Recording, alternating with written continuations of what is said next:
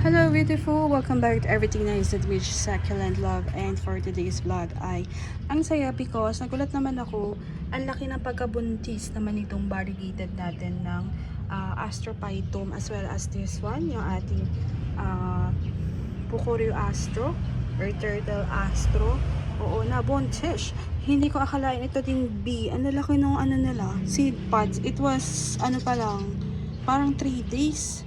Ganun pa lang. Ganyan na sila, oh. Kalaki. Yes. Amazing, right? Char. Ayan. So, ang topic natin ngayon is about the rust fungus. Nagkaroon ng mga rust ang fungus ang aking mga Astrophytum. Usually, yung mga nandoon sa ilalim. Ayan po. Ganyan po siya. So, meron ako nabili kasabay ng Nauro is the copper, anong tawag ito? Copper, basta para sa rust fungus. Search ko later para ano naman, hindi naman, para alam nyo din man yun. Ayan, so ito rin hindi ko alam kung rust fungus yun nasa gitna, and yun, di pa rin siya nagpa-flower, so kinagat din siya ng daga, pero yung mga variegated hindi masyado yung kinakagat ng daga, titikman lang nila, ayaw nila, mas gusto nila yung pure na Astrophytum na ganyan. So, nagkaroon yung iba ko, nakikita ko, ayan din, oh. So, mag-i-spray tayo. Yeah, mag-i-spray ako. So, ibabrushing ko siya ng ano, ng pang-rust fungus, tapos, ano, tawag dito. Pagka na-brush ko na siya, tsaka tayo may iba akong iniisip, sorry. Basta magbabrush ako ng rust fungus, tapos tsaka ako mag-i-spray ako, tapos ibabrush up ko din siya. Yon. Yes. Ayan. So, kunin ko na. So, doing this fungicide, insecticide, don't do it under the sun because masusunog, maaring may reaction ang mga chemicals dito sa mga plants. So, don't do it, okay? Ayan. So, ayun.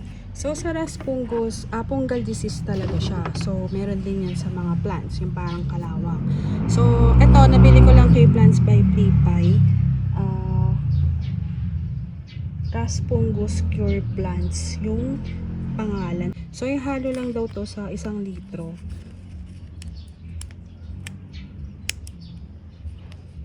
Tapos, tsaka nyo i-spray.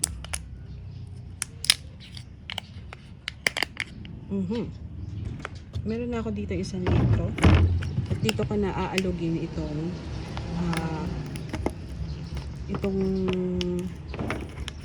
fungicide na ito. So, pwede rin kuha kayo ng tubig, tapos ibabrush nyo dun sa may plants, parang nagpe-painting, ganun ang ganap. Ayan. So, mura lang to. Nasa, siguro mga kulang 40. Tapos tatlong ganito, 100 na siya. Haluin lang natin.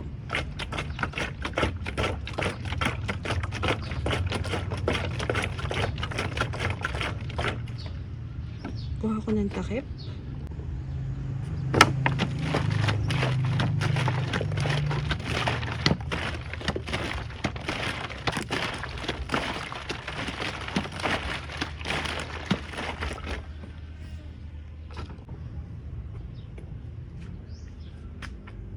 Ayan. So, medyo kalmado naman na yung tawag dito. Kalmado naman na tong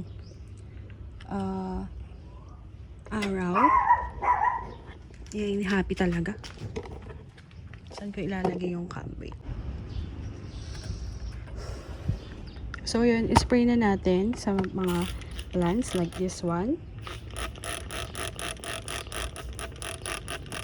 So, i-spray ko na siya sa mga astro, pang ano na din, pang protection, di ba?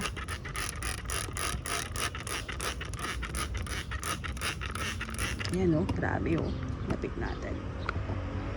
Di ba? So, parang ano lang tayo, nag-i-ispa. Ganun ang ganun. So, again, don't do it under the sun. Kailangan cold na ang araw. So, kasi masyado na mainit din ngayon eh. Pagka morning naman kayo nag-spray, tapos hindi natuyo, kawawa din yung halaman nyo. Baka magkaroon ng reaction.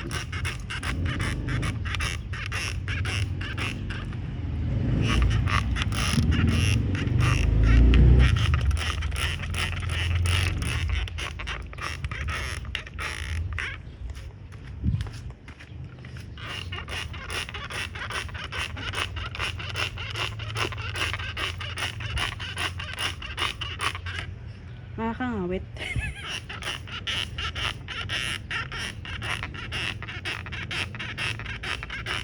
So, pwede din to sa mga astro. Ayan. Anuhan natin sila. Para maiwasan yung mga rust fungus na iyan. Ayan. So, mag-i-spray din ako dito.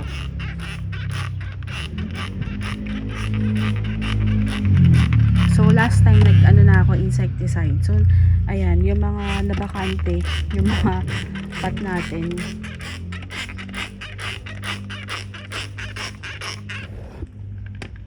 Ayun, so easy lang.